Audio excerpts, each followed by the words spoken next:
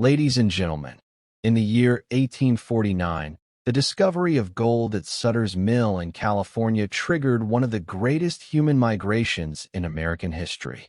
Word spread like wildfire across the United States, and even beyond.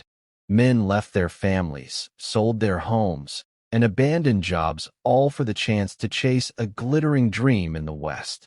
Entire towns emptied as gold fever took hold. But it wasn't just prospectors. Farmers, blacksmiths, teachers, and even doctors joined the rush, believing the land itself would offer up its riches. The promise was simple: go west, dig into the earth, and strike it rich. For many, California wasn't just a new state. It was a symbol of hope, opportunity, and transformation. The journey, however, was no small feat. People came from across the world, South America, Europe, even China, traveling by ship, wagon train, or on foot. Some took the long sea voyage around South America, while others dared to cross the continent on overland trails like the Oregon Trail or the more treacherous southern routes through deserts and mountains. There were maps, sure, but many were inaccurate, hand-drawn, or based on rumors. And some travelers didn't even have those. They relied on word of mouth, trusting fellow travelers, or old tales of shortcuts that never truly existed. What united them was desperation and ambition, a shared hunger for a better life. It was in this storm of ambition and uncertainty that William Lewis Manley began his journey. He didn't know it yet, but he was about to become part of one of the harshest and most remarkable survival stories in American history. The dream of gold was blinding, but the reality was far different. As thousands ventured west, they found themselves face to face with a landscape that seemed designed to break them. What the maps didn't show, what the recruiters and newspapers didn't warn about, was the brutal truth of the terrain. The West was not a golden paradise. It was a land of extremes. There were mountains so high and treacherous they swallowed wagons whole. Rivers that looked shallow, but drowned men and animals alike. And then there were the deserts, silent, endless, and deadly. These were not the soft sands of beaches, but salt flats that reflected the sun like mirrors, scorching skin and eyes. For many, especially those who strayed from well-established trails, survival depended on guesswork. Food ran low. Water sources were unreliable. Oxen and horses collapsed from exhaustion. Families watched as their loved ones fell ill from dysentery, heat stroke, or sheer hunger. Most travelers were completely unprepared for what they were walking into. Few had wilderness experience. Most had never gone more than a few miles from home before. And yet now they were responsible for navigating hundreds, sometimes thousands, of miles through territory that didn't care if they lived or died. The land tested them at every turn, stripping away comforts, then stripping away hope. Skeletons of failed expeditions lined the path. Abandoned wagons, broken wheels, scorched belongings, and the occasional grave with a simple wooden cross whispered a warning. This is no place for dreamers. Only the toughest survive. And still, they pressed on. Because for many, turning back meant shame, or worse, starvation.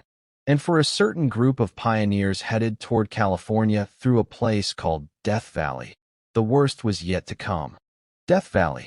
The very name stirs fear, and for good reason. It's not just the hottest place in North America. It's one of the most extreme environments on Earth. In the mid-1800s, it was practically unmapped, unexplored, and utterly unforgiving. For those traveling west during the gold rush, Death Valley wasn't a detour, it was a death sentence. Temperatures could soar beyond 120 degrees Fahrenheit, and the dry, choking air seemed to pull the very life out of a person with every breath. There were no tall trees for shade, no rivers to drink from, no breezes to cool the skin. Just miles and miles of blistering heat, sharp rocks, and salt-crusted ground that shimmered under the sun like molten glass. The valley stretched endlessly in all directions, bordered by jagged mountain ranges that offered no escape. The horizon played tricks on the eyes. Mirages appeared, distant pools of water that vanished the closer you got. Travelers often chased these illusions, wasting precious energy and time, only to be left more lost, more desperate, and more broken. But it wasn't just the heat. The valley was eerily silent. No birds, no flowing water, just the crunch of boots on scorched earth and the occasional wail of wind between canyon walls. Livestock would collapse without warning, their tongues swollen from thirst. Metal burned to the touch. Supplies shriveled. Skin blistered. Minds began to fray. Those who entered Death Valley with hope often left it with hollow eyes, if they left it at all. Bones littered the landscape. Broken wagons, scattered belongings, and sun-bleached skulls stood as silent monuments to the ones who came before and didn't make it out. This was not a trail. It was a test. And for William Lewis Manley and his party, this was where the journey reached its most terrifying chapter. They hadn't just taken a wrong turn. They had walked straight into nature's furnace, and the flames were closing in. They were ordinary people, families, farmers, tradesmen, all lured west by the promise of gold and prosperity. Among them was William Lewis Manley, a young man full of hope and determination. Like many others, he believed that with courage and hard work, he could carve out a future in the golden hills of California. But things quickly went wrong. Manley's group, part of a larger wagon party known as the Bennett Arcane Party, had followed what was supposed to be a shortcut through the desert. They had been told this route would save time and bypass dangerous mountain passes. What they weren't told, or what they couldn't have imagined, was that this shortcut would lead them straight into one of the most unforgiving landscapes on the planet, Death Valley. Supplies dwindled faster than expected. The sun seemed to burn hotter with each passing day. Water became scarce, then nearly non-existent. One by one, the oxen that pulled the wagons began to fall, unable to bear the weight or the heat. With every step, the party slowed. Progress turned into struggle, and struggle turned into panic. There was no visible trail, no landmarks, no direction. The group was surrounded by endless salt flats and barren hills, each mile looking exactly like the one before. Hope began to fade. Children cried from thirst. Mothers rationed what little food they had left. Tempers flared, and fear crept into the hearts of even the strongest men. The realization hit hard. They were stranded, completely lost, trapped in a place where no rescue would come and no message could be sent. Many began preparing for the end. Some resigned themselves to death. Others prayed for a miracle, but they all knew the truth. Unless someone did something drastic, no one was getting out alive. And as the situation grew more desperate by the hour, a decision had to be made. Someone would have to leave the group, venture into the unknown, and try to find help before Death Valley claimed them all. As the days dragged on in Death Valley, the stranded wagon party slipped deeper into despair. Every direction looked the same, dry, colorless, lifeless. There were no trails, no signposts, no sound of rushing rivers or rustling leaves. Just silence and sun. The kind of silence that feels heavy, suffocating. The kind that makes you wonder if the world has already ended and you're the last ones left. Their food was almost gone. They boiled ox bones to extract the last traces of fat. They chewed on leather. They prayed for rain that never came. Even the strongest began to feel their bodies weaken, muscles cramping, lips cracking, skin blistering. Thirst became a slow torture. Water was now more precious than gold, more sacred than hope. People dreamed of it, hallucinated it. Some wandered off chasing phantom lakes that vanished into the heat waves. Others simply laid down under their wagons, too exhausted to go on, waiting for the desert to take them. The sun didn't just burn, it punished. Each sunrise brought dread, not relief. Each sunset reminded them they were still trapped, still waiting for a salvation that wasn't coming. Night offered cold and fear. Coyotes howled in the distance, their cries echoing through the valley like a cruel reminder. Nature was watching, and it showed no pity. Arguments broke out. People blamed each other, cursed the man who had recommended the shortcut, cursed themselves for ever coming west. What had started as a journey of ambition was now a slow, inevitable march toward death. Even William Lewis Manley, young, strong, and determined, felt the pressure of despair closing in. But within him stirred something different. While others sank into hopelessness, he began to consider the unthinkable, that the only way to survive was to leave the group behind and risk his own life to find a way out. In the heart of Death Valley, as the sun scorched the earth and hope withered like the dying oxen, a decision had to be made. William Lewis Manley looked around at the people he had traveled with. Fathers holding on to their children, mothers shielding their infants from the heat, old men whispering prayers through cracked lips. The air was thick with silence and despair. Everyone was waiting, for rain, for a miracle, for something. But nothing was coming. That's when Manley realized, if they kept waiting, they would all die. It wasn't a guess. It was certain. He couldn't accept that. Not while there was still a chance, no matter how slim. So he made a decision. Alongside a companion named John Rogers, Manley volunteered to do what no one else had the strength or the madness to try. Leave the safety of the group and walk. Walk through the very hell that had already broken so many. They had no maps, no trail, and no clear destination. Only a rough idea that somewhere west, beyond the mountains, there was a settlement. Supplies were nearly gone, but they scraped together what they could: a little dried meat, a small rifle, a tin cup. No pack animals, no compass, just faith and determination. The others watched them go, some with tears, others with quiet resignation. They knew the odds. Everyone knew. People didn't just walk out of Death Valley. People vanished in it. But Manley wasn't driven by ego or glory. He wasn't trying to be a hero. He just couldn't stand by and do nothing while people suffered. He knew that failure meant not just his death, but the death of everyone who stayed behind. It was a burden no one asked him to carry, but one he chose to bear anyway. With cracked boots, parched mouths, and the fire of desperation in their hearts, Manley and Rogers began a journey into the unknown, risking everything for a flicker of hope that they might find help, and find it in time. For William Lewis Manley and John Rogers, the journey through Death Valley was nothing short of a nightmare. With each step, they faced a new horror.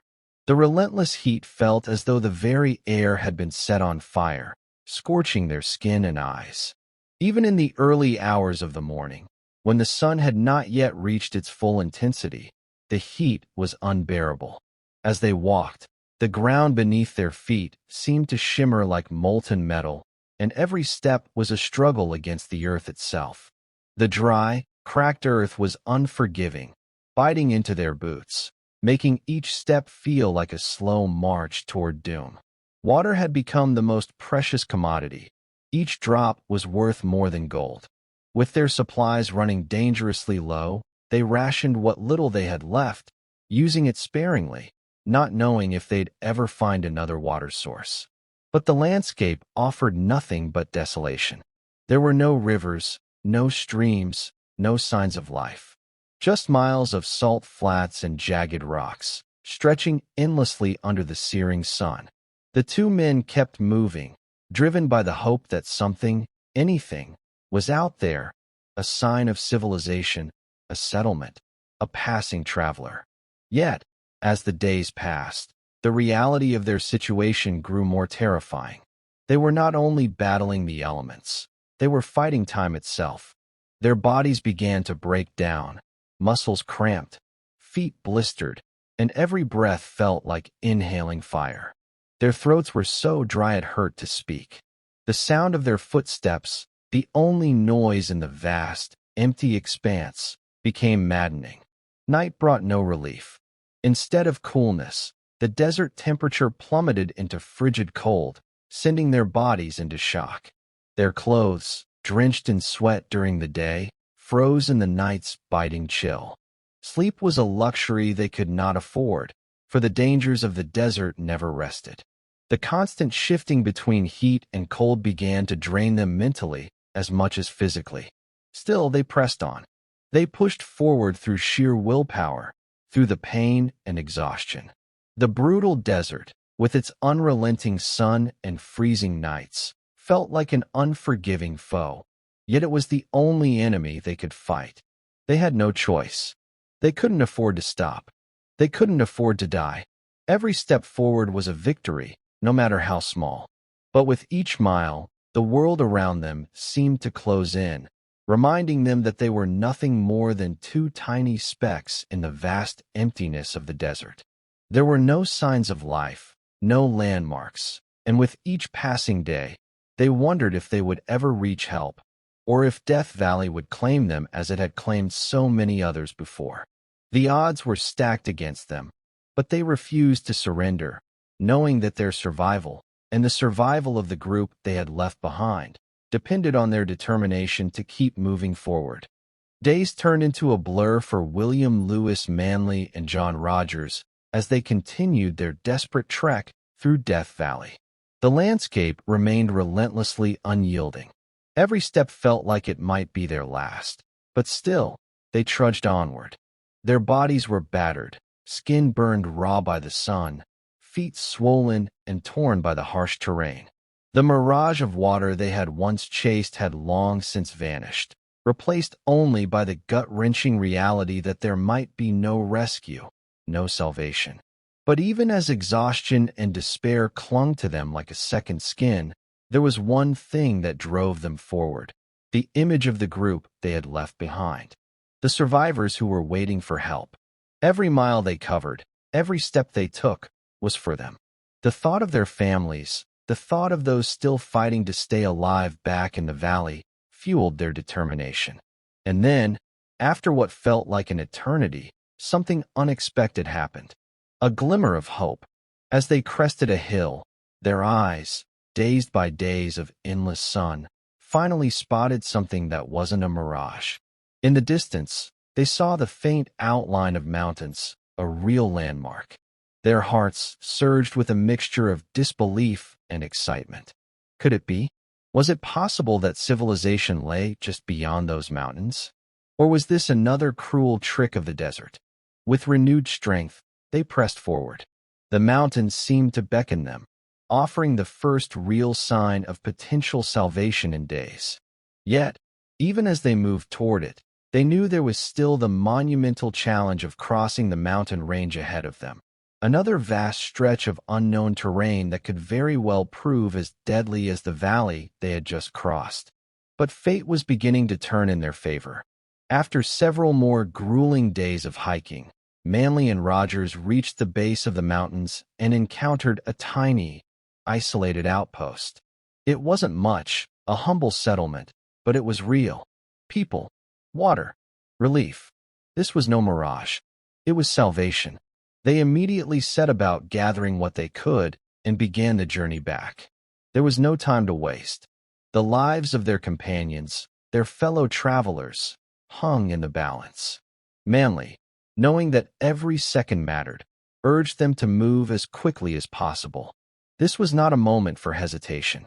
The rescue mission was no longer just a chance. It was a race against time. They had survived the deadliest stretch of land on Earth. But the next challenge would be bringing hope back to those who still needed it most. As Manley and Rogers returned, carrying the promise of life and the news of help, the survivors in Death Valley found themselves at the edge of something they had thought impossible: a second chance. As William Lewis Manley and John Rogers made their way back toward the stranded group, the desert seemed to hold its breath. The journey back across the unforgiving expanse of Death Valley was just as brutal, but now, with the promise of help and the knowledge that they could return alive, every step felt like a victory. The mountains they had seen in the distance were behind them, and they now carried not only the weight of their own survival, but the fate of their fellow travelers in their hands. The sun still beat down relentlessly, and the days were long, but there was a strange energy between the two men as they trudged through the barren landscape. They had seen death up close, felt the heavy weight of despair pressing on their chests, but now they could see the light at the end of the tunnel. With every mile they covered, they thought of the people waiting for them, those who were starving, suffering, and slowly losing hope. When they finally arrived back at the party's encampment, they were greeted with disbelief. For the survivors, it must have seemed like a miracle. No one expected them to return. After all, Manley and Rogers had ventured into the heart of Death Valley, a place where countless others had perished, never to return. The fact that they had made it back alive was nothing short of astonishing. The party was exhausted. Their condition had worsened in the days since Manley and Rogers left. Some had grown too weak to move, while others had given in to the despair that Death Valley seemed to bring. But when they saw Manley and Rogers, their faces dirty and gaunt, but alive, a spark of hope ignited in their hearts. They knew now that survival was possible. It wasn't over. Not yet. Manley immediately set to work organizing the rescue operation. His first priority was getting the weakest members of the group to safety. They had made it this far, and there was still a chance for everyone to make it out of this desolate place. With the help of the small group that had accompanied them, they began the long, treacherous journey toward the mountain outpost that held the key to their survival. The hardest part of their ordeal, however, was far from over. They would have to push their bodies to the limit, battle against exhaustion, hunger, and the ever-present threat of dehydration. The desert had not finished testing them. But this time, they weren't alone. They had each other, and the hope of rescue still burned brightly. As they moved forward, a strange sense of unity began to form among the group. Those who had once been on the verge of giving up now found strength in one another. Even the weak found a renewed sense of purpose in the shared journey. And at the heart of it all was William Lewis Manley, whose quiet determination, leadership, and bravery had become the guiding light through the darkest hours. He didn't seek praise. He didn't look for recognition. But to the group, Manley had become a symbol of resilience, an embodiment of the human spirit that refuses to surrender, even in the face of overwhelming odds. As they marched toward the safety of the mountain outpost, each step was a testament to the power of hope, courage, and the relentless will to survive. When William Lewis Manley and his party finally emerged from the desolate expanse of Death Valley, they did not return as just survivors. They returned as living legends, symbols of human courage, grit, and the unyielding will to live against insurmountable odds.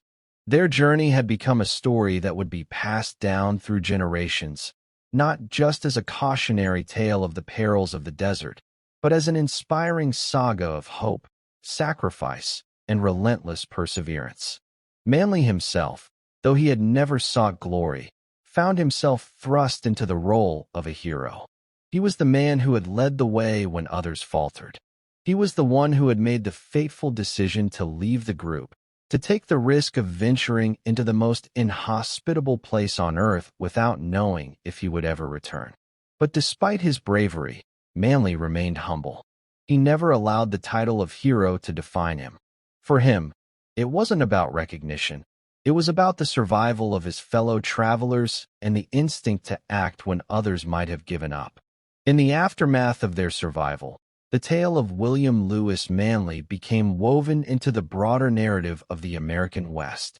His name was etched into the stories of pioneers, gold rushers, and adventurers who ventured into the unknown in search of fortune and a new life. Yet, unlike many of those who perished along the way, Manley's tale was one of triumph in the face of nature's brutal indifference. Manley's actions served as a stark reminder of the fragile nature of life in the West.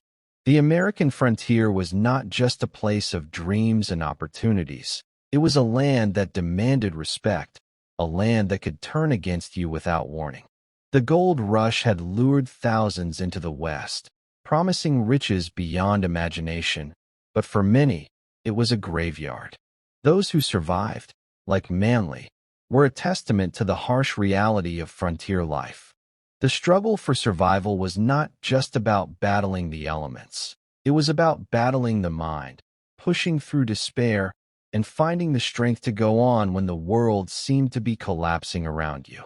Manly's legacy also extended beyond his own survival. His story was a lesson in leadership, in the courage to act when others were paralyzed by fear. He was the one who inspired his companions to keep moving, even when it seemed hopeless. His willingness to step into the unknown and take the hardest path for the sake of others made him not just a survivor, but a true leader in every sense of the word. As years passed, the story of Manly's incredible survival spread far and wide, and he became a symbol of the American spirit, resilient, unwavering, and unbreakable in the face of adversity. His tale was retold in campfires, at gatherings, and in the pages of history books, ensuring that his courage would never be forgotten. But perhaps the most profound legacy of his survival was the message it sent to future generations. No matter how dark the days, no matter how deep the despair, there is always a chance. There is always hope, even in the most desperate of circumstances. William Lewis Manly's name became synonymous with endurance, with the ability to rise from the depths of hopelessness and forge ahead toward a better future. His story wasn't just about surviving Death Valley. It was about surviving life itself and the unshakable belief that no matter the odds, we can overcome. William Lewis Manly's tale of survival in the heart of Death Valley is not just a story of escaping the jaws of death. It is a story that resonates across time and space, a testament to the strength of the human spirit, to the power of determination and sacrifice, and to the undying hope that guides us through the darkest of times. As Manly and his party made their way to safety, they proved that in the face of unimaginable odds, courage and resilience can defy even the most brutal forces of nature. Their journey is a reminder that survival is not just about physical strength. It is about mental fortitude, the ability to adapt, and the willingness to act when it matters most. Though the world has changed, the lessons from Manly's struggle remain as relevant today as they were during the gold rush. His story inspires us to push forward when the path ahead seems impossible, to never give up when the world tells us to quit, and to always carry the torch of hope, even when everything around us seems dark. In the end, William Lewis Manly didn't just survive Death Valley, he conquered it. And in doing so, he became a symbol of what it means to never surrender, no matter the trials we face. His legacy lives on, not just in the history of the American West, but in the hearts of all those who hear his story and find the strength to face their own deserts, their own challenges, with the same unyielding resolve.